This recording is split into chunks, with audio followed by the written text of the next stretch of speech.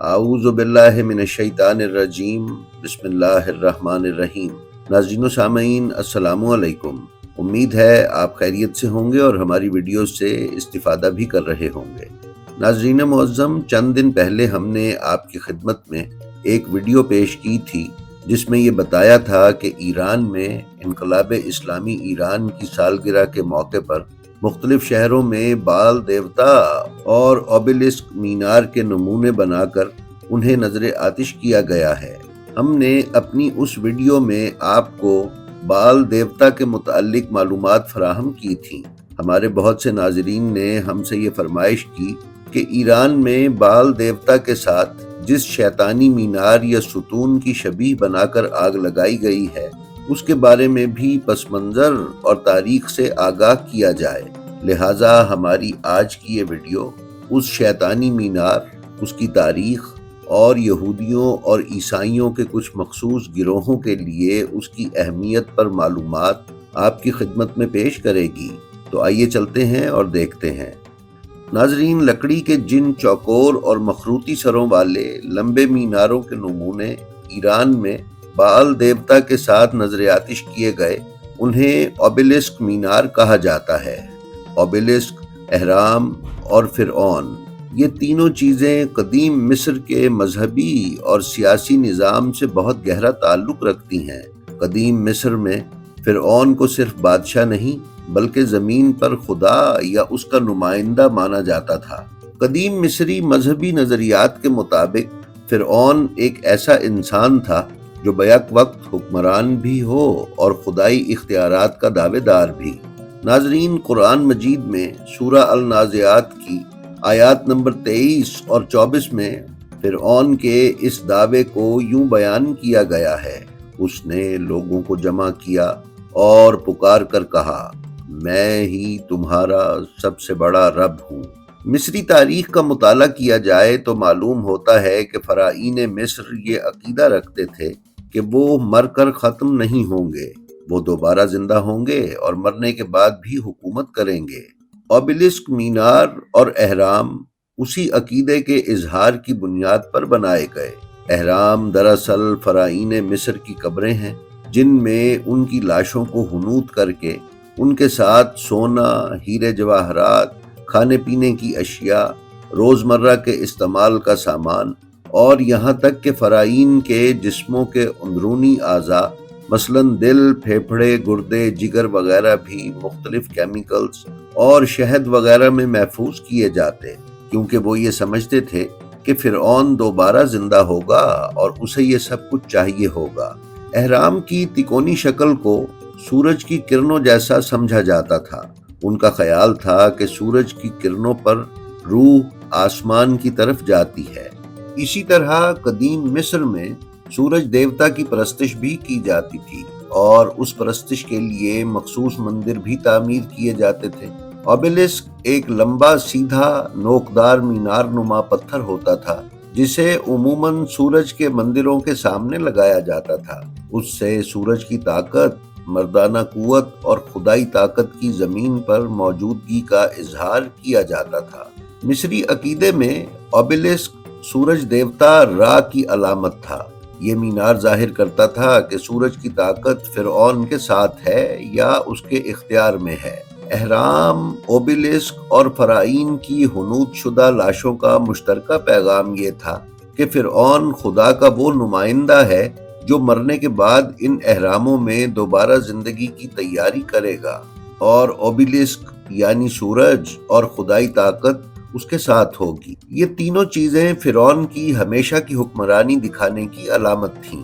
ان سب کے پیچھے اوسیرس کا عقیدہ تھا، جو کہ یہ تھا کہ مصری مذہب میں ایک جھوٹا خدا تصور کر لیا گیا تھا جس کا نام اوسیرس تھا، جو قتل ہوا اور پھر دوبارہ زندہ ہوا اور مر کر واپس آنے کے بعد دنیا کا حاکم بن گیا۔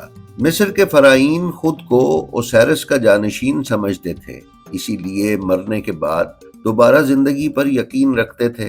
گویا مصری عقیدے میں اوبیلسک، اہرام اور فرعون تینوں ایک ہی نظریے کی علامات تھیں، یعنی انسان کو خدا بنانا اور مرنے کے بعد بھی حکومت۔ नाजरीन, दुनिया के तमाम बुत परस्त कदीम मज़ाहिब में मुख्तलिफ देवताओं और शैतान की परस्तिश तकरीबन एक ही तरह की जाती थी। शैतानी अलामात को जाहिर करने के लिए ये ओबेलिस्क मीनार सिर्फ मिस्र में ही नहीं बल्कि रसूल अकरम की दुनिया में तशरीफ आवरी से पहले अरब के खित्ते में भी मिलते थे। उनकी यादगार आज तक सऊदी अरब में मौजूद है। हज के दौरान मिना में जहां 3 शैतानों को कंकरियां मारी जाती हैं, पहले उन मकामात पर ओबेलिस्क मीनार होते थे जिन्हें हज बैतुल्लाह की पुरानी तस्वीर में देखा जा सकता है, मगर उनकी जगह अब 3 कश्ती नुमा दीवार जैसी अलामतें बना दी गई हैं। यूं समझिए कि शैतान को आंखों से ओझल कर दिया गया है। नाजरीन, डॉक्टर थॉमस हॉर्न एक अमरीकी मुसन्निफ और मुहक्किक और मजहबी रहनुमा हैं जिन्होंने आखिरी ज़माने में दज्जाल के ज़हूर, खुफिया ताकतों और पोशीदा निशानात और अलामतों पर पूरी ज़िंदगी तहकीक की है। उसके मुताबिक दुनिया के बड़े शहरों में मौजूद ओबेलिस्क मीनार आम यादगारें नहीं हैं बल्कि कदीम बुत परस्ताना और खुफिया शैतानी यादगारें और अलामतें हैं। अमरीका के ओबेलिस्क वाशिंगटन मॉन्यूमेंट के बारे में डॉक्टर हॉर्न कहते हैं कि ये मिस्र के झूठे खुदाई निज़ाम की अलामत है। इसकी ऊंचाई में खास अददी इशारे हैं। वाशिंगटन मॉन्यूमेंट ओबेलिस्क के सामने मौजूद गुंबद को वो औरत के रहम यानी बूम से तशबीह देते हैं। उनके मुताबिक ओबेलिस्क का मतलब मर्दाना ताकत और गुंबद का मतलब रहम मादर है, जिसका मकसद दज्जाल की पैदाइश या ज़हूर है। ऐसा ही एक और अहम ओबेलिस्क वेटिकन का ओबेलिस्क मीनार है, जो रोमन कैथोलिक ईसाई मजहब के गढ़ और मरकज वेटिकन सिटी में है, जिसके बारे में थॉमस हॉर्न का कहना है कि ये ईसाइयत पर कदीम बुत परस्ती की फतह की अलामत है। ईसाइयत के मरकजी चर्च के सामने उसका खड़ा होना एक खुफिया पैगाम है, जिसका मकसद वही है कि दज्जाल की आमद की तैयारी की जाए। नाजरीन, अगर आप इस मौजू पर मजीद जानना चाहते हैं तो डॉक्टर हॉर्न की मशहूर ज़माना किताब एसो वेटिकाना का मुताला कर सकते हैं। थॉमस हॉर्न उनके पूरे फ्रेमवर्क को इमारत से नहीं बल्कि एक निज़ाम फ़िक्र से जोड़ते हैं। डॉक्टर हॉर्न के मुताबिक दुनिया में कुछ ताकतवर अशराफिया मौजूद हैं जो सियासत, मईशत, मीडिया और मजहब वगैरह सब पर असरअंदाज होकर एक नया आलमी निज़ाम कायम करना चाहते हैं। ये निज़ाम खुदाई हाकमियत की बजाय इंसान की शैतानी हाकमियत पर मबनी होगा, जिसका आखिरी नतीजा दज्जाली निज़ाम की सूरत में निकलेगा। डॉक्टर हॉर्न के मुताबिक कदीम मिस्र, बाबिल और किनानी मज़ाहिब में मखसूस अलामात, मखसूस अशकाल और मखसूस आदात को रूहानी ताकत का हासिल समझा जाता था। ये लोग मानते थे कि अगर मखसूस शक्ल या अलामत मखसूस जगह और मखसूस वक्त पर इस्तेमाल की जाए तो वो रूहानी ताकत को हरकत में लाती है। इसीलिए उनके यहाँ सूरज देवता, सितारे, मर्दाना और निस्वानी अलामात, सुतून, एहराम, दायरे, सितारे और आदाद को इबादत और जादू में इस्तेमाल किया जाता था। थॉमस हॉर्न कहता है कि आज खुले आम बुत परस्ती मुमकिन नहीं, इसलिए वो वही पुरानी रसूमात और अलामतों की कदीम अंदाज में खुफिया तौर पर परस्तिश करते हैं। मिसाल के तौर पर ओबेलिस्क की कदीम सूरज देवता और मर्दाना ताकत के लिए, गुंबद को निस्वानी कुव्वत और रहम मादर की अलामत के लिए, और ख़ास शहरों को मखसूस नक्शों पर तामीर करना और बसाना, और सितारों या कदीम जादुई खाकों जैसे सिंबल्स का इस्तेमाल करना वगैरह। नाजरीन, आम आदमी के लिए ये बस खूबसूरत इमारतें हैं, मगर डॉक्टर हॉर्न के मुताबिक खुफिया गिरोहों के लिए ये एक रूहानी नक्शा यानी स्पिरिचुअल ग्रिड है।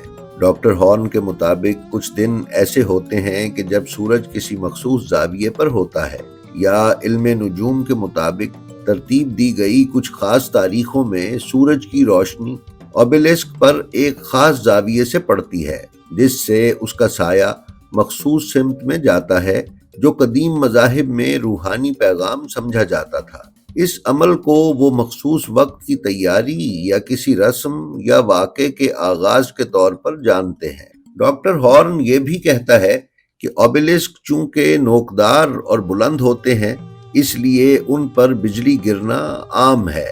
قدیم مذاہب میں بجلی کو آسمانی طاقت یا خدائی اشارہ سمجھا جاتا تھا، لہٰذا آسمانی بجلی کا گرنا یا غیر معمولی روشنی کو وہ لوگ روحانی قبولیت کی علامت سمجھتے تھے۔ ناظرین، ان سب کا اصل مقصد کیا ہے؟ ڈاکٹر تھامس ہارن کے مطابق یہ سب عمارتیں اور ترتیب انسان کے لاشعور پر اثر انداز ہوتی ہیں، جن کا مقصد یہ ہے کہ انسان آہستہ آہستہ خدا کی حاکمیت اور راستے سے دور ہو کر کسی انسان یا نظام کی حاکمیت کو قبول کرے۔ وہ یہی ذہنی تیاری ہے جسے وہ دجال کے نظام کی تیاری کہتا ہے۔ ناظرین، ڈاکٹر تھامس ہارن کے نزدیک اوبیلسک صرف پتھر نہیں بلکہ ایک پیغام ہے، ایک نظام فکر کی علامت ہے۔ یہ نظام جدید دنیا میں قدیم بت پرستی کی کھلی عبادت، ایک چھپی ہوئی شیطانی علامت اور آنے والے فرعون یعنی دجال کی حکومت کو ظاہر کرتی ہے۔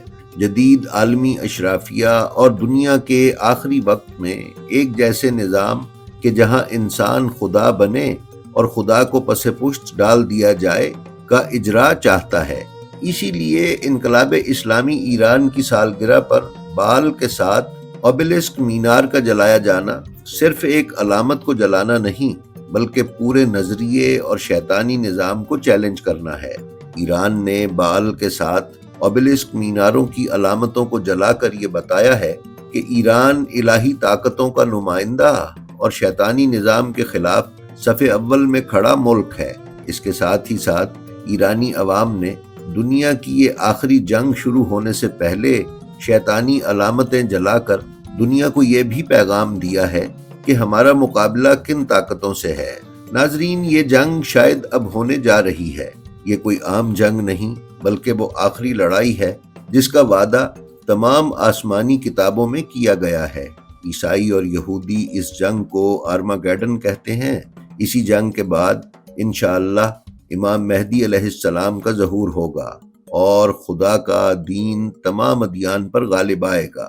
سورہ نور کی آیت نمبر 33 میں ارشاد ربانی ہے کہ اپنے رسول کو ہدایت اور دین حق کے ساتھ اسی نے بھیجا ہے تاکہ اسے ہر دین پر غالب کر دے، اگرچہ مشرکین کو برا ہی لگے۔ جی تو ناظرین، یہ تھی ہماری آج کی ویڈیو۔ ہمیں امید ہے یہ آپ کو پسند آئی ہوگی۔ ہماری آپ سے درخواست ہے کہ ہماری جو ویڈیو آپ کو پسند آئے اس کا لنک اپنے حلقہ احباب میں شیئر کر کے علوم محمد و آل محمد علیہ السلام کی ترویج و اشاعت میں ہمارے حصے دار بنیں۔ آپ اپنا اور اپنے متعلقین کا بے حد خیال رکھیں اور خلق خدا میں آسانیاں تقسیم کرتے رہیں۔ خدا آپ کا حامی و ناصر ہو۔ السلام علیکم۔